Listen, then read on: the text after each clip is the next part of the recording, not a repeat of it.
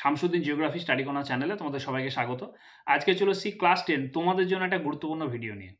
আজকে তোমাদের জন্য থাকছে 5 নাম্বারের বড় প্রশ্নের সাজেশন। প্রশ্নগুলো খুব ভালো করে দেখে নেবে এবং খাতাতে নোট করে নেবে।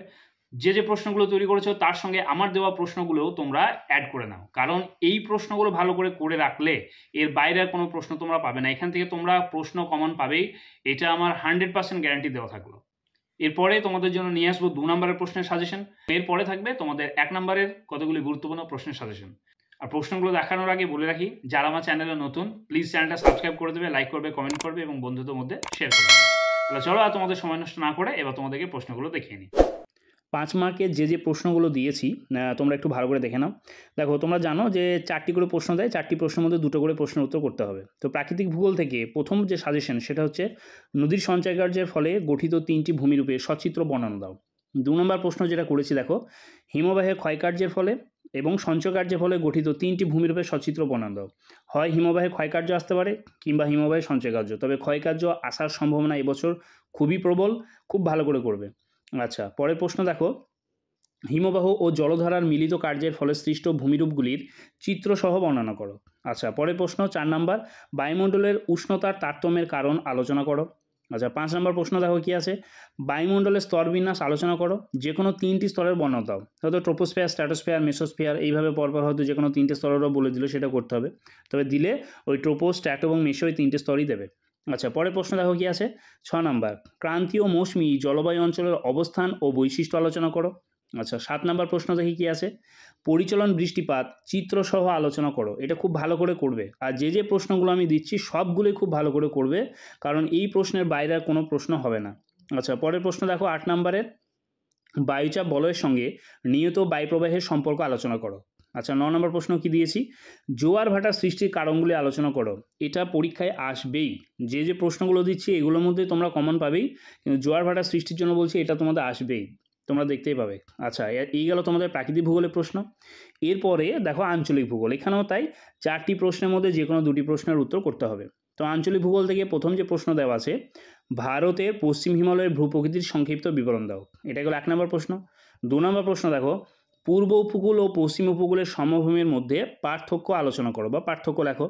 3 নম্বর প্রশ্ন, উত্তর ভারত ও দক্ষিণ ভারতের নদ নদীর পার্থক্য আলোচনা করো।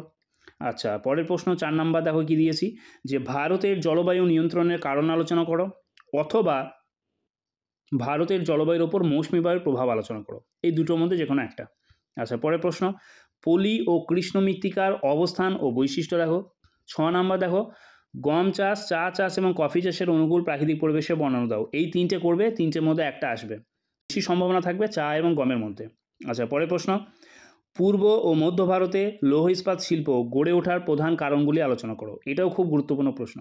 আচ্ছা, পরের প্রশ্ন দেখো, পশ্চিম ভারতে পেট্রোরসায়ন শিল্পের উন্নতির কারণ লেখো। আচ্ছা, এরপরে যে প্রশ্ন দিয়েছি দেখো 9 নম্বর, ভারতে নগর গড়ে ওঠার প্রধান কারণগুলি আলোচনা করো। এটা 3 নম্বরেরও আসতে পারে অথবা 5 নম্বরেরও দিতে পারে। পরের প্রশ্ন, ভারতের নগরায়নের সমস্যাগুলি আলোচনা করো। তোমাদের এই যে বড় প্রশ্ন সাজেশন দিয়েছি, এই প্রশ্নের মধ্যেই বা প্রশ্নের শেষেই দেখবে 1 নম্বরেরও 30টা গুরুত্বপূর্ণ প্রশ্ন দিয়েছি। ওই প্রশ্নগুলো তোমরা দেখে নাও এবং উত্তরও বলে দিয়েছি, সেগুলো করে নেবে। ওখান থেকেও দেখবে অনেকগুলো শর্ট প্রশ্ন তোমরা পেয়ে যাবে। তো দেখো 11 নম্বর প্রশ্ন কি আছে, জনসংখ্যার অসম বন্টনের কারণগুলি আলোচনা করো। তাহলে এই গেল তোমাদের প্রাকৃতিক ভূগোল এবং আঞ্চলিক ভূগোল থেকে প্রশ্ন। এরপরে আসছে দেখো যে শর্ট প্রশ্নগুলো দিয়েছি সেগুলো। তো প্রথমে দেখো প্রশ্ন দেওয়া আছে, মালাবার উপকূলের উপহ্রদগুলিকে স্থানীয় ভাষায় কী বলে। তো এটার উত্তর করবে তোমরা কয়াল। আচ্ছা, 2 নম্বর প্রশ্ন, ভারতের কোন সংস্থা ভূবৈচিত্র্যসূচক মানচিত্র প্রস্তুত করে। উত্তর করবে তোমরা সার্ভে অফ ইন্ডিয়া। ঠিক আছে। 3 নম্বর প্রশ্ন, সাহারা মরুভূমির লবণাক্ত হ্রদগুলিকে কি বলে। উত্তর করবে তোমরা শর্টস। আচ্ছা, পরের প্রশ্ন দেখো 4 নাম্বার দিয়েছি, যে কেন্দ্রশাসিত অঞ্চল লাদাখকে পৃথক করা হয়েছে কার থেকে। তো এখানে উত্তর করবে তোমরা জম্মু ও কাশ্মীর। পরের প্রশ্ন, ভারতের কেন্দ্রীয় কফি গবেষণাগার কোথায় অবস্থিত। উত্তর করবে তোমরা চিকমাগালুর। আচ্ছা, 6 নম্বর প্রশ্ন দেখো, ভারতের সর্ববৃহৎ নদী পরিকল্পনা কোনটি।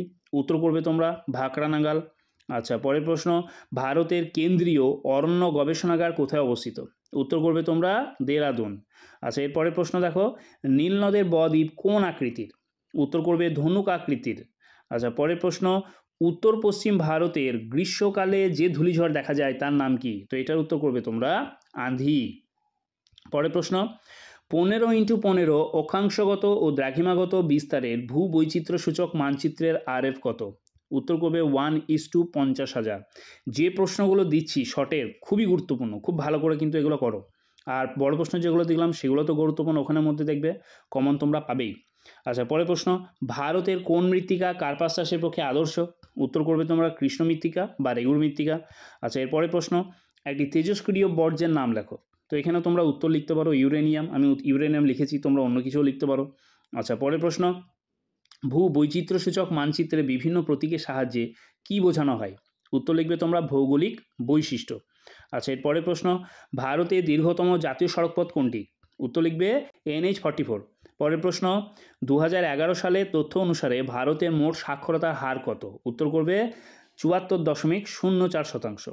আচ্ছা, পরের প্রশ্ন, পৃথিবীর সর্বাপেক্ষা বিধ্বংসী ঘূর্ণিঝড় কোনটি? উত্তর তোমরা সবাই জানো, এতে উত্তর হবে টর্নেডো। পরের প্রশ্ন, ভারতের বৃহত্তম মোটর গাড়ি নির্মাণ কেন্দ্র কোথায় অবস্থিত? এটার উত্তর করবে তোমরা গুরগাঁও। আচ্ছা, পরের প্রশ্ন, ভারতের জোয়ার উৎপাদনে কোন রাজ্য প্রথম স্থান অধিকার করে? এটার উত্তর করবে মহারাষ্ট্র। পরের প্রশ্ন, গম কোন ধরনের শস্যের উদাহরণ? উত্তর করবে তোমরা রবি শস্য। আচ্ছা, পরের প্রশ্ন, পশ্চিমঘাট পর্বতের পশ্চিম ঢালে কোন মৃত্তিকা দেখা যায়? তো এখানে উত্তর করবে তোমরা ল্যাটেরাইট মৃত্তিকা। পরের প্রশ্ন, কোন বায়ু মৌসুমী বায়ুকে ভারতে আসতে বাধ্য করে? উত্তর করবে ক্রান্তীয় পূবালি জেটবায়ু। পরের প্রশ্ন, দক্ষিণ ভারতের দীর্ঘতম নদী কোনটি? উত্তর করবে তোমরা গোদাবরী। পরের প্রশ্ন, পশ্চিমঘাট পর্বতমালার দক্ষিণতম গিরিপথটির নাম কি? এটাও কিন্তু অনেকবারই দেখো টেস্ট পেপারে তোমরা পেয়েছো, তো উত্তর করবে পলঘাট বা পালঘাট। আচ্ছা, পরের প্রশ্ন, ফ্রান্সের রোন উপত্যকার প্রবাহিত শীতল বায়ুর নাম কি? উত্তর করবে তোমরা মিস্ট্রাল। পরের প্রশ্ন, পৃথিবীর কোন বলের প্রভাবে গৌণ জোয়ার সৃষ্টি হয়? এটার উত্তর করবে তোমরা কেন্দ্রাতিক। আচ্ছা, এর পরের প্রশ্ন হচ্ছে দেখো, ভারতের সর্বোচ্চ গিরিপথ কোনটি? এটার উত্তর করবে তোমরা ডুংরিলা পাস বা মানা পাস। এর পরের প্রশ্ন দেখো, প্লাস্টিক কোন ধরনের বর্জ্য? তো উত্তর করবে জৈব অভঙ্গুর বর্জ্য। পরের প্রশ্ন, ভারতের কোন অরণ্যে সিংহ পাওয়া যায়? উত্তর করবে গির অরণ্যে। আচ্ছা, এর পরের প্রশ্ন, মহাকাশে কৃত্রিম উপগ্রহ যেখানে রাখা হয় তাকে কি বলে? উত্তর দেখো প্ল্যাটফর্ম।